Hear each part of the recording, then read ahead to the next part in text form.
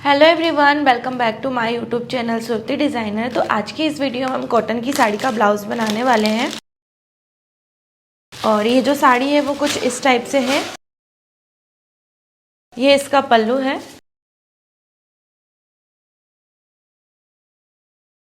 इस तरह से पूरी प्लेन साड़ी है और एंड में इसका यहाँ पर ब्लाउज। तो ब्लाउज कुछ इस टाइप से लाइनिंग में दिया हुआ है। ये देखिए, तो इसको हम पहले कट करेंगे और इसकी जो डिज़ाइन है तो वो हम कोट कॉलर में बनाने वाले हैं, बट थोड़ा सा यूनिक होगा डिज़ाइन। तो आप इसकी लास्ट तक वीडियो ज़रूर देखिएगा। तो सबसे पहले हमें यहाँ पर शोल्डर लेना है। शोल्डर है मेरा 15 इंच, उसका हाफ लेना है 7.5 इंच। 1 इंच यहाँ पे डाउन कर देना है और नेक के साइड से लेंगे हम 2.5 इंच। इस तरह से दोनों को मिलाकर क्रॉस लाइन ड्रॉ करेंगे। आर्म होल लेना है हमें 7 इंच, क्योंकि इसे हम कॉलर वाला ब्लाउज बना रहे हैं तो इसमें हमें आर्म होल भी ज़्यादा चाहिए रहता है और शोल्डर भी ज़्यादा चाहिए रहता है। चेस्ट का फोर्थ पार्ट है 36, उसका फोर्थ पार्ट होगा 9 इंच। और यहाँ से इसका जो सेंटर है, क्रॉस लाइन का सेंटर लेके यहाँ पे हमको लेंथ लेनी है। तो लेंथ हम रखेंगे 15 इंच। 1 इंच प्लस करेंगे मार्जिन के लिए, तो 16 इंच लेना है। जो वेस्ट हमारी वो है 30, उसका fourth part 7.5 inch. 2.5 inch dart के लिए और 2 इंच मार्जिन के लिए। साइड से लाइन को हमें ड्रॉ करना है। यहाँ पर स्ट्रेट लाइन ड्रॉ करेंगे। फिर 20.25 इंच हमें अंदर की साइड पर लेना है और यहाँ पे राउंड देना है। तो इस तरह से हमने राउंड दे दिया है। अब इन दोनों की जो क्रॉस लाइन है इसका सेंटर लेना है इस तरह से, और यहाँ पे हमें टक्स पॉइंट लेना है। तो टक्स पॉइंट आएगा हमारा 10.5 इंच पर। यहाँ से लेंगे हम 3.5 इंच, यहाँ से लेंगे हम 3 इंच, डार्ट रखेंगे 2.5 इंच की। इस तरह से लाइन को ड्रॉ करना है। यहाँ से स्ट्रेट लाइन जाएगी 1 इंच की और इस तरीके से शेप जाएगा। अब दोनों लाइन को हमें मेज़र करके बराबर करना है।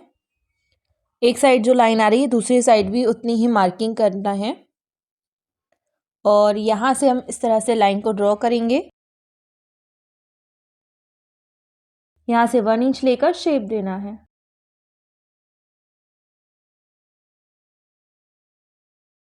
यहाँ से 0.25 इंच लेकर शेप देना है इस तरीके से। अब हमें यहाँ पर नेक के साइड जो हमारा शोल्डर है वहाँ से मार्किंग करनी है 3 इंच पर। तो आप चाहे तो 3 इंच पर भी कर सकते हैं, आप चाहे तो उससे कम भी कर सकते हैं। अब यहाँ से हमें 2.5 इंच की इस तरीके से मार्किंग करनी है और यहाँ पे मार्किंग को मिला देना है। तो ये वाली जो मार्किंग जहाँ पे मैंने मिलाया है भाई, वो हमारा यहाँ पे क्रॉस लाइन का सेंटर जिसने हमने टक्स पॉइंट लिया था। तो हमें यहाँ पे 3 इंच वाली लाइन पे मिलाना है, ये आपको ध्यान देना है। ठीक है, ये वाली लाइन नहीं है हमारी। तो इस तरह से यहाँ पे राउंड शेप दिया। अब हमें यहाँ पर नीचे के साइड पर शेप देना है। तो यहाँ से भी हम 3.5 इंच लेंगे, यहाँ से भी 3.5 इंच लेना है इस तरीके से। यहाँ पर 2 इंच आ रहा है तो यहाँ पे हमें 2.5 इंच लेना है और इस तरीके से शेप देना है।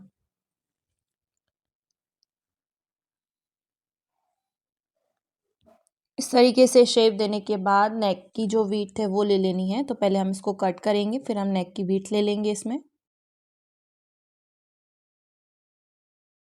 और इसमें प्लस हम कॉलर वाला ब्लाउज बना रहे हैं और डिज़ाइनर ब्लाउज जिसमें हम पैड भी अटैच करेंगे। तो बहुत ही इजी तरीके से मैं बता रही हूँ आपको, बस आपको इसकी जो कटिंग है वो ध्यान से देखना है। बाकी जो स्टिचिंग है इसकी वो बहुत ही सिंपल है।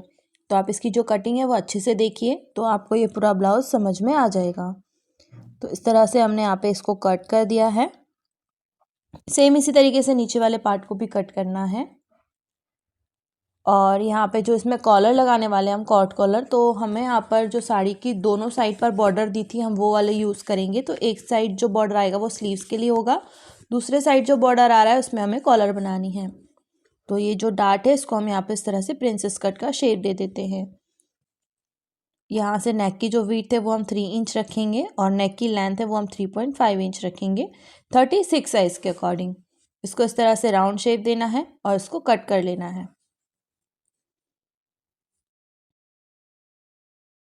तो आप जब भी इस तरह से पैडेड ब्लाउज़ बना रहे हैं तो आप वन टक्स का मत बनाइएगा, प्रिंसेस कट में ही उसको शेप दे दीजिएगा। उससे क्या होगा कि जो उसका लुक आता है ना वो प्रिंसेस कट में सही दिखता है और वन टक्स में वो इतना अच्छा नहीं दिखता है। तो इसलिए जो सभी पार्ट्स जो रहते हैं मैं वन टक्स की जगह इसको प्रिंसेस कट पर ही बनाती हूँ। ठीक है, तो इस तरह से हमने इसको कट कर दिया है और इसके 4 पार्ट पूरे कट हुए हैं। अब इसमें हमें मार्जिन देख लेना है कहाँ कहाँ ऐड करना है। ये देखिए यहाँ पे मार्जिन ऐड करना है, यहाँ पे मार्जिन ऐड करेंगे और यहाँ का जो टक्स पॉइंट है उसको भी आपको यहाँ पे एक मार्किंग कर लेनी है। तो टक्स पॉइंट हमने 10.5 इंच पर लिया था, तो वहाँ पर हम एक कट लगा देंगे ताकि जब हम जो लाइनिंग है उस पर कट करेंगे तो हमें समझ में आएगा कि टक्स पॉइंट कहाँ लगाना है। सेम इसी तरीके से यहाँ पर भी मार्जिन, यहाँ पर भी मार्जिन लेना है और यहाँ पर भी मार्जिन लेना है। इसमें हमें यहाँ पर पूरा मार्जिन लेना है और यहाँ पर भी मार्जिन लेना है। तो इतने साइड पर हमारा मार्जिन आएगा तो इसको हमें लाइनिंग फैब्रिक पर भी मार्जिन ऐड कर देना है। तो हमने सभी साइड पे मार्जिन ऐड कर दिया है और जो हमारी राउंड वाला पार्ट है उसमें यू लिखा है, तो यानी कि ये अपर वाला पार्ट है। कभी कभी क्या होता है कि दोनों पार्ट हमारे ऊपर और नीचे जो आर्महोल की साइड पे गोलाई दी है वो सेम हो जाती है, जिससे हमें समझ में नहीं आता कि कौन सा हमें ऊपर करना है कौन सा नीचे करना है। तो वहाँ पर मैं इस तरीके से लिख देती हूँ तो उससे समझ में आ जाता है कि ये वाला पार्ट हमें कहाँ पर ज्वाइन करना है। इस तरह से हमने लाइनिंग फैब्रिक पर सभी पार्ट्स कट कर लिए हैं और ये हमने इस तरह से रख कर सारे पार्ट्स देख लिए हैं। तो स्लीव्स मैंने यहाँ पर 3/4 निकाली है 14 इंच की। बॉर्डर हमने पहले ही इसको कट कर दिया है और ये वाला फ्रंट वाला पार्ट इस तरीके से कट किया।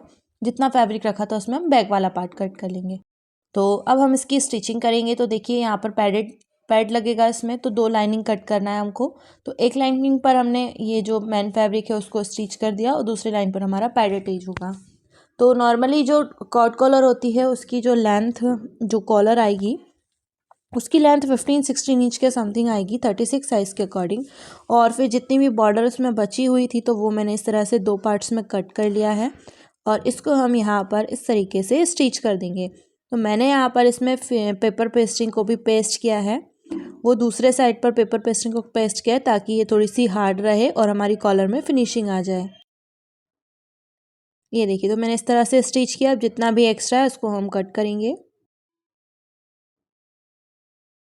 ये देखिए, तो इस तरह से स्टिच किया। हमारी जो कॉलर है वो सिर्फ इतनी ही आने वाली है, तो इसको ही हमने थोड़ा सा इतना ही फैब्रिक लगाकर इसको स्टिच किया क्योंकि हमारे पास इतना ही फैब्रिक बचा था। बॉर्डर इतना ज़्यादा नहीं होता है हमारे पास कि हम इसको नीचे तक लगा पाएँ और नीचे तक हमें इसमें ज़रूरत भी नहीं है। तो मैंने इतना ही बॉर्डर यहाँ पर यूज़ किया है।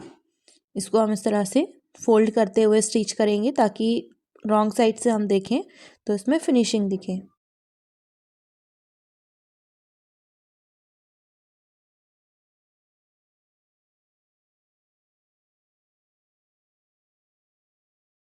ये देखिए, दोनों पार्ट इस तरीके से आ रहे हैं। अब हमें इसे मेन फैब्रिक पर स्टिच करना है। तो पहले हमें यहाँ पर मार्किंग कर लेनी है। तो मार्किंग हम यहाँ पर करेंगे 2 इंच की।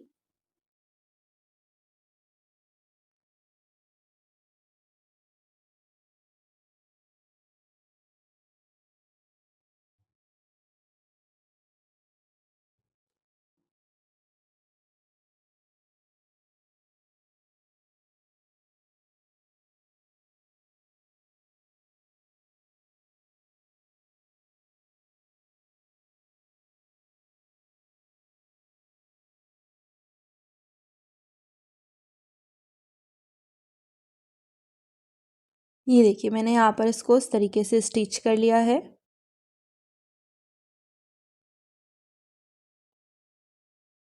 और अब हम इस वाले पार्ट को इस तरीके से रखकर यहाँ पे पाइपिंग लगाई थी मैंने इसमें, तो पाइपिंग को हमने स्टिच किया। अब हमें दूसरे साइड पर फैब्रिक को रखकर और उसी पाइपिंग के ऊपर ऊपर से स्टिच कर देना है और बहुत ही सुंदर पाइपिंग निकल कर आएगी। कॉर्नर पर कट लगाना है और इसको पलट देना है। ये देखिए, इस तरह से जो है हमारी पाइपिंग का लुक आ जाएगा और दिखने में ये इतना हार्ड लगता है, वैसे स्टिच करेंगे तो आप इतना हार्ड नहीं आएगा। तो मैंने दोनों ही कॉलर को इस तरीके से स्टिच कर लिया है। साइड का जितना भी एक्स्ट्रा पार्ट है उसको हम कट कर लेंगे।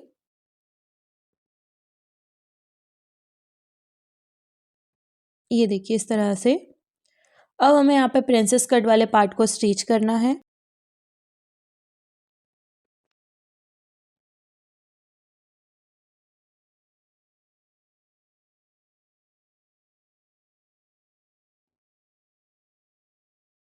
ये देखिए इसको स्टिच किया। अब लाइनिंग के साथ लाइनिंग को स्टिच कर लेना है। और ये वाला जो फैब्रिक है ना, तो साड़ी वाला जो फैब्रिक है, तो ब्लाउज़ जो है वो हम इसको प्रेस कर रहे हैं तो वो रोल हो रहा है, फोल्ड हो रहा है। तो आपको इस टाइप के जो फैब्रिक हो तो उस पर आपको कम ही प्रेस करनी है। ये देखिए तो दूसरा पार्ट स्टिच कर लिया है और इसमें भी हमें लाइनिंग वाला पार्ट स्टिच कर देना है।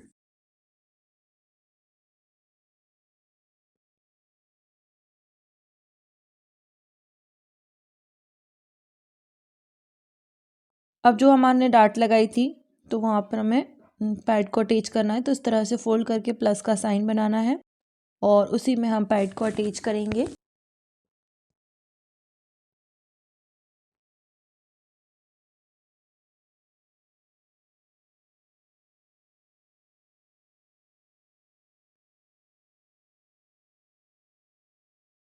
ये देखिए इस तरह से हमने इसको स्टिच कर लिया। दूसरा पैड भी अटैच करना है।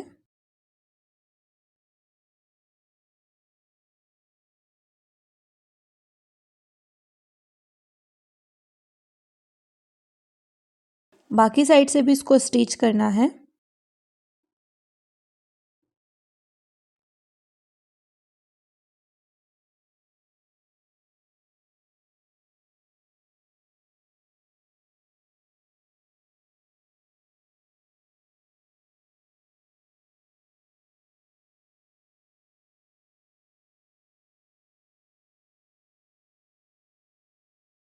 ये देखिए इस तरह से दोनों ही पार्ट को स्टिच कर लेना है और उसमें कोई क्रीज नहीं आने देना है।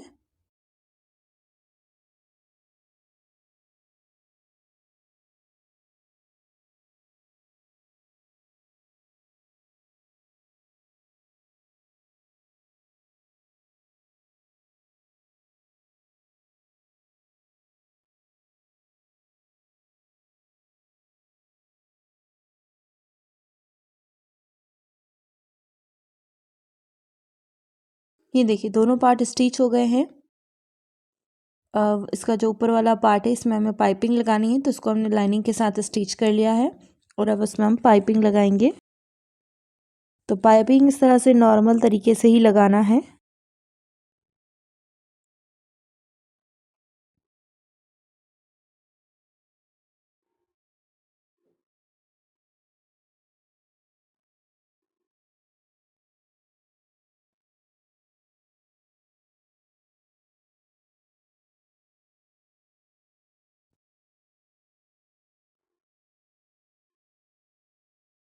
ये देखिए मैं यहाँ पर इसको इस तरह से फोल्ड कर दूंगी ताकि इसमें थोड़ी सी फिनिशिंग आ जाए। तो यहाँ से इसको थोड़ा थोड़ा सा बिल्कुल फोल्ड कर देना है।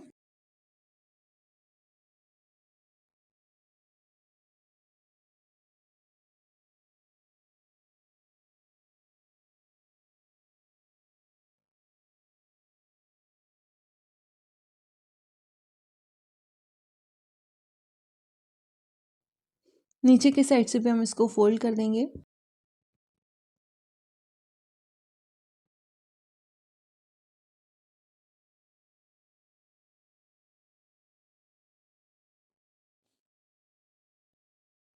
अब हमें यहाँ पे जो हमारा राउंड है उस पर हम स्टिच करेंगे पाइपिंग को।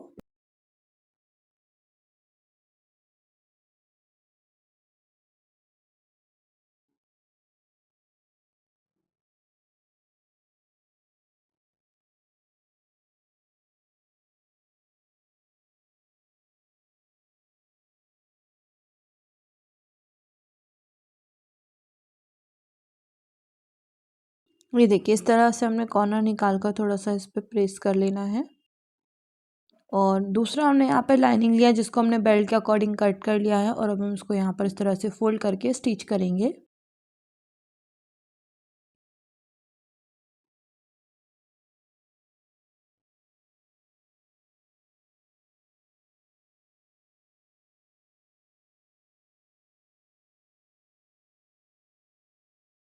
इसको हमें यहाँ पर इस तरीके से स्टिच करना है।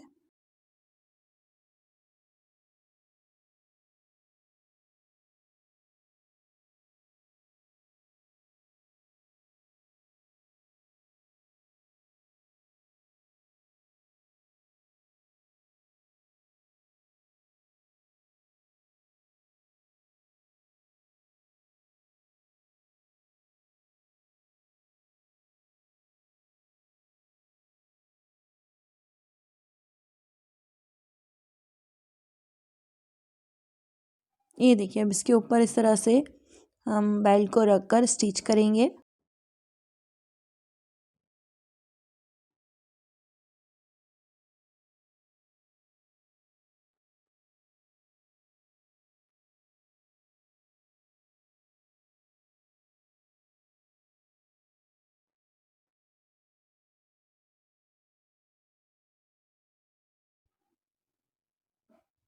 अब यहाँ पर एक पट्टी रखनी है, इसको यहाँ से स्टिच करना है।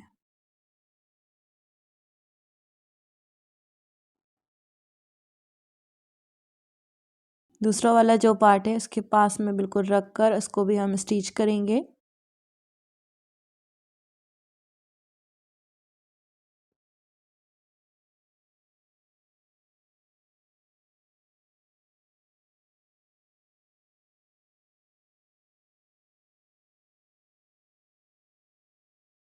ये देखिए इस तरह से। अब नीचे के साइड हम इसमें पाइपिंग लगाएंगे।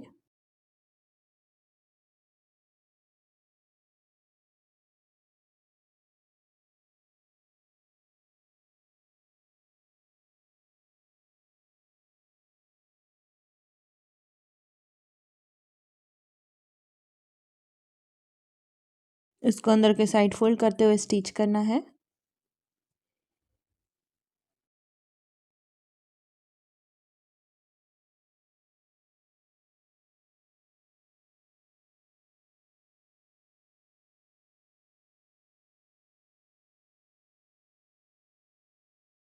ये देखिए इस तरह से। अब हमें ऊपर वाले पार्ट को स्टिच करना है, तो यहाँ पर इसको इस तरह से रख कर स्टिच करेंगे।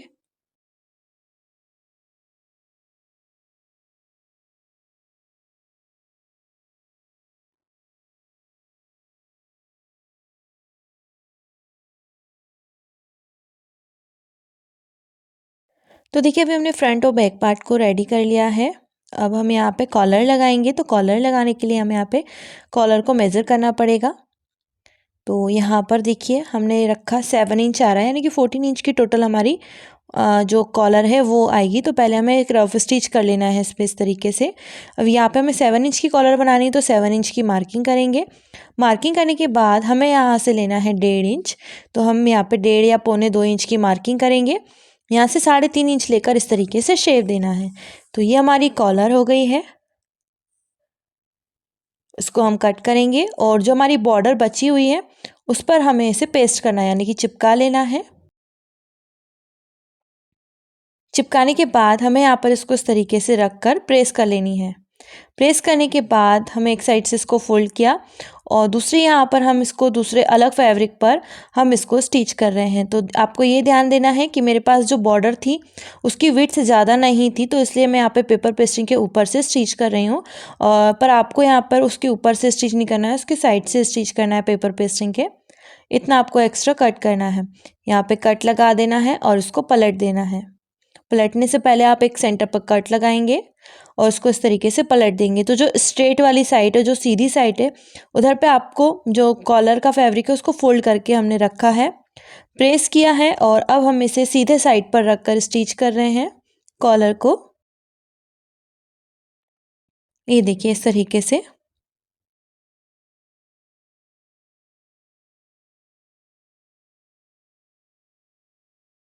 पूरे ही राउंड में कॉलर को स्टिच करना है। चाहे तो आप एक बार मेज़र कर सकते हैं कि कॉलर आपकी बराबर आ रही है या नहीं। इससे क्या होगा कि कॉलर जो है वो आपकी छोटी बड़ी नहीं पड़ेगी।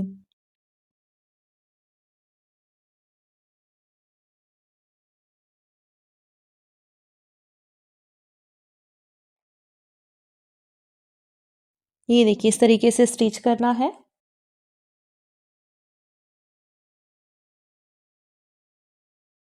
यहाँ पर देखिए इसको स्टिच कर लिया। अब इसको ऊपर के साइड पर इस तरह से फोल्ड करते हुए स्टिच करेंगे।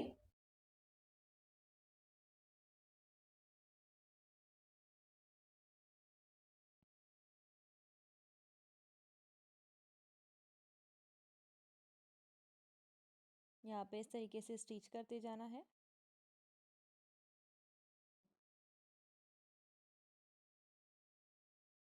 आई होप कि आपको ये वीडियो पसंद आई होगी। वीडियो पसंद आई हो तो लाइक शेयर एंड कमेंट ज़रूर करिए और चैनल को सब्सक्राइब ज़रूर करिएगा। Thank you.